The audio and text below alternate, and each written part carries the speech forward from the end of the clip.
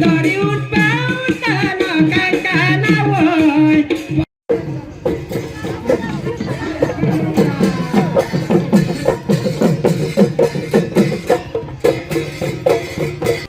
মুদুলি পৰিৱেশৰ মাজত জুনাইত অনুষ্ঠিত হৈছে পাৰ্টিৰ অপ্ৰিন কেবাঙৰ পঞ্চম ত্ৰিবাৰ্ষিক অধিৱেশন। জুনাইৰ তেলাম জামজিং চুৰেন পাৰ্টিৰ ক্ষেত্ৰত তিনিদিনীয়া বৰ্ণাঢ্য কাৰ্যসূচীৰে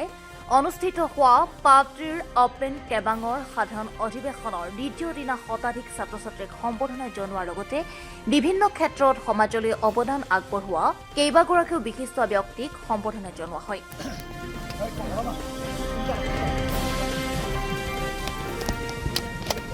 পাৰ্টিৰ অপ্ৰিন কেবাঙৰ সাধাৰণ সম্পাদক অজয় কুমাৰ পাত্ৰে আঁঠৰা অনুষ্ঠানত জ্যেষ্ঠ সাংবাদিক ৰাজীৱ পাত্ৰ আৰু যুৱ সাংবাদিক জ্যোতিষ কুমাৰ পাত্ৰক বিশেষভাৱে আজিৰ দিনটোত সম্বৰ্ধনা জনোৱা হয়। বিশেষকৈ ইটানগৰত কৰ্মৰত ভাৰতীয় ষ্টেট বেংকৰ মুখ্য মহাপ্ৰবন্ধক মনোজ পাত্ৰৰ, ডিগবৈৰ IOCLৰ অভিযন্তা তপন পাত্ৰৰ, এয়াৰ ইণ্ডিয়াৰ ছিনিয়ৰ কেবিন ক্ৰ' দীপশিখা পাত্ৰৰ, পাঞ্জাৱত কৰ্মৰত ভাৰতীয় সেনাৰ অসম ৰেজিমেণ্টৰ সুবেদাৰ ৰঞ্জিত পাত্ৰৰ, কেম্ব্ৰিজ বিশ্ববিদ্যালয়ৰ গৱেষক ত্ৰিদীপ পাত্ৰৰ, ইউটিউবাৰ ভৱেশ পাত্ৰৰ, নেত্ৰশিল্পী অনুস্মিতা পাত্ৰক সম্বৰ্ধনা জনোৱা হয়। অন্য হাতেদি বিভিন্ন ক্ষেত্ৰত প্ৰতিষ্ঠিত ব্যক্তিসকলৰ সৈতে মত বিনিময় অনুষ্ঠানৰো আয়োজন কৰা হয়। পাৰ্টিৰ অপ্ৰিনক কেনেধৰণে আগবঢ়াই নিব পাৰি সেই বিষয়ে উপস্থিত ব্যক্তিসকলে নিজৰ অভিমত প্ৰকাশ কৰে। জীৱনত সফলতা পাবলৈ হ'লে ধৈৰ্য, একাগ্ৰতা তথা সহনশীলতা প্ৰয়োজনীয়তাৰ সন্দৰ্ভত বিশিষ্ট ব্যক্তিসকলে ভাষণ আগবঢ়ায়। ইফালে এয়াৰ ইণ্ডিয়াত কেবিন ক্ৰ' হিচাপে কৰ্মৰত দীপশিখা পাত্ৰে নিজৰ যাত্ৰা কিদৰে আৰম্ভ কৰিছিল সেই বিষয়ে অনুপ্ৰেৰণামূলক বক্তব্য আগবঢ়ায়।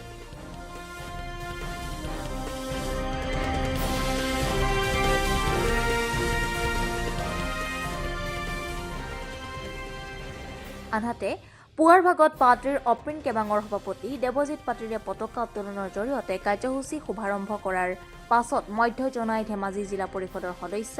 মুন্না পাত্ৰে স্মৃতিতৰ্পণ কাৰ্যসূচী সমাপন কৰে। ইয়াৰ পাছতেই পাৰ্টিৰ অপ্ৰিন কেবাঙক বিগত 25 বছৰ ধৰি নেতৃত্ব বহন কৰা বিশিষ্ট ব্যক্তিসকলকো সম্বৰ্ধনা জনায়। এই অনুষ্ঠানত পাৰ্টিৰ অপ্ৰিন কেবাঙৰ মুখ্য উপদেষ্টা সোণাধৰ পাত্ৰৰ, উপদেষ্টা তৰুণ পাত্ৰৰ, শিক্ষা সম্পাদক চক্ৰপাণী পাত্ৰৰ, সহকাৰী সম্পাদক বসন্ত পাত্ৰৰ, জনপ্ৰিয় কণ্ঠশিল্পী ৰূপা মিলি পাত্ৰ আদিকে ধৰি ভালেসংখ্যক বিশিষ্ট ব্যক্তি উপস্থিত থাকে। পাৰ্টিৰ অপ্ৰিন কেবাঙৰ পঞ্চম ত্ৰিবাৰ্ষিক অধিৱেশন তেলাম জামজিং জুনাইত যোৱা 16 আৰু আজি 17 আৰু কাইলৈ 18 তাৰিখে তিনিদিনীয়াকৈ আমাৰ অধিৱেশনখন অনুষ্ঠিত হ'ব। এই তিনিদিনীয়া কাৰ্যসূচীত ইতিমধ্যে আমাৰ এটা দিন 16 তাৰিখৰ কাৰ্যসূচীসমূহ আমাৰ শেষ হৈ গৈছে। তোৰণ উন্মোচনৰ পৰা আমাৰ মুৰঙকম উন্মোচন ইত্যাদিকে কৰি বিপণী উন্মোচন, মঞ্চ উদ্বোধন এইবিলাক কাম আমাৰ ইতিমধ্যে যোৱাকালি হৈ গৈছে। মাংগলিক যিবিলাক কাম আছিলে, আজি আমাৰ 17 তাৰিখ আজি প্ৰথম কাৰ্যসূচী আছিলে আমাৰ যে 28 বছৰীয়া পাৰ্টিৰ অপ্ৰিনক 28খন ফ্লেগ আমাৰ যে উদ্বোধন কৰা হৈছে, পতাকা উত্তোলন কৰা হৈছে। এই কাৰ্যসূচীৰ পিছতে আমি মৃতকসকলৰ আমাৰ স্মৰণাৰ্থে আমি শ্বহীদ বেদীত আমি তৰ্পণ কৰিছিলোঁ। তাৰ পৰৱৰ্তী সময়তে আমাৰ মঞ্চত এতিয়া এটা বিশেষ অনুষ্ঠান অনুষ্ঠিত হৈ আছে। এই অনুষ্ঠানটো হৈছে যে আমাৰ পাৰ্টিৰ অপ্ৰিন কেবাঙক যোৱা 25 বছৰ দিন ধৰি যিসকল আমাৰ স্বনামধন্য ব্যক্তি যেনে সোণাধৰ পাত্ৰৰ, তৰুণ পাত্ৰৰ, লক্ষীকান্ত পাত্ৰৰ, ভৱকান্ত পাত্ৰৰ আৰু প্ৰদীপ পাত্ৰৰ তেওঁলোকে নেতৃত্ব দিয়াৰ কাৰণে আমি তেখেতসকলক বিশেষ সম্বৰ্ধনা আমি জ্ঞাপন কৰিছোঁ। ইয়াৰ পাছতে আমাৰ আৰু এটা অন্যতম কাৰ্যসূচী আছে। এই কাৰ্যসূচীটো হ'ল আমাৰ গোটেই অসম আৰু গোটেই ভাৰতবৰ্ষৰ চাৰিওফালে বিয়পি থকা আমাৰ পাৰ্টিসকলক আমি মাতি পঠাইছোঁ আৰু তেখেতসকলক আপোনালোকে দেখিছে ইতিমধ্যে আদৰি আনিছে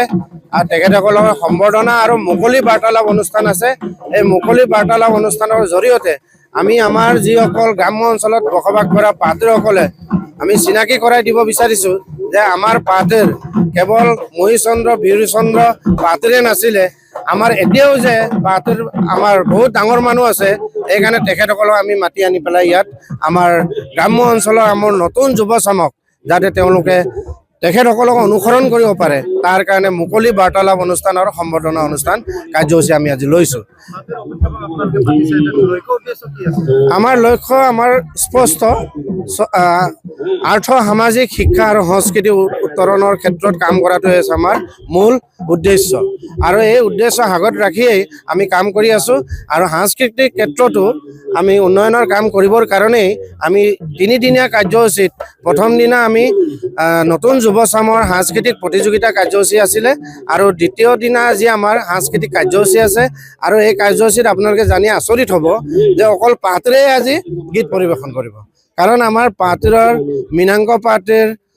কৰুণা পাতেৰ ইন্দ্ৰ কুমাৰ পাতেৰ বৃষ্টিশিখা পাতেৰ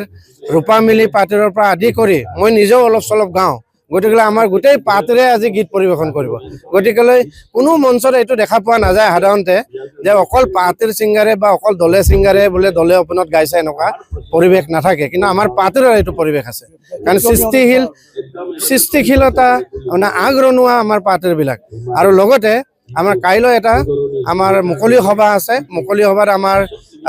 ভাইচ চেঞ্চেলৰ অৰুপজ্যোতি চৌধুৰী ছাৰ আহিব লগতে আমাৰ জুৰি বৰা বৰগোহাঁই ডাঙৰীয়ানী আহিব আৰু লগতে আমাৰ বৰুণ দে ডিব্ৰুগড় ইউনিভাৰ্চিটিৰ প্ৰফেচাৰ আহিব আৰু অৰুণাচলৰ পৰা আমাৰ চিনু অপে আমাৰ পাতেৰৰ তাৰ যি বংশ আমাৰ এইটো হ'ল চিনু তেখেতসকলো কাইলৈ আমাৰ ওচৰলৈ আহিব আৰু লগতে আমাৰ মিলি অপোনৰ সভাপতিকো আমি মাতিছোঁ আৰু মুকলি সভা অনুষ্ঠানত আমাৰ বিশেষ কাৰ্যসূচী আছে স্মৃতি গ্ৰন্থ জয়তীৰ বুলি জয়তীৰটো হ'ল আমাৰ গোত্ৰ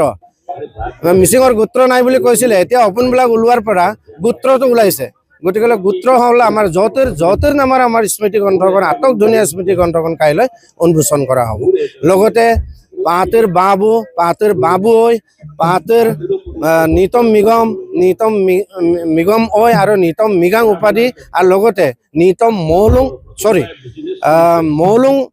আও উপাধি চান অফ দ্য নেচাৰ উপাধি আমি ডক্টৰ মতিলাল পাটেলকো আমি কাইলৈ প্ৰদান কৰিম আৰু লগতে আপোনালোকে জানি সুখী হ'ব যে ৰজনীকান্ত পাতেৰ মেৰিট স্কলাৰশ্বিপ আমি প্ৰত্যেক বছৰে প্ৰদান কৰোঁ এই অৰ্থ সাহায্য তেখেতসকলৰ পৰিয়ালে দিয়ে আৰু তাৰ কাৰণে ইতিমধ্যে আমি 10 গৰাকী ছাত্ৰ ছাত্ৰীক যিসকলে অৰ্থনৈতিকভাৱে পিছপৰা তেওঁলোকক মেডিকেল আৰু IITত চিট পাইছে পঢ়িবলৈ সুযোগ পাইছে তেওঁলোকক কালি আমি সম্বৰ্ধনা জনাম আৰু স্কলাৰশ্বিপ প্ৰদান কৰিম আৰু ৰাতিলৈকে আমাৰ সাংস্কৃতিক সন্ধিয়া হ'ব আৰু এই সাংস্কৃতিক সন্ধিয়াত ৰূপালী পায়েং বায় আৰু চন্দ্ৰ পাটগিৰি আহিব ৰূপামিলি আহিব ধন্যবাদ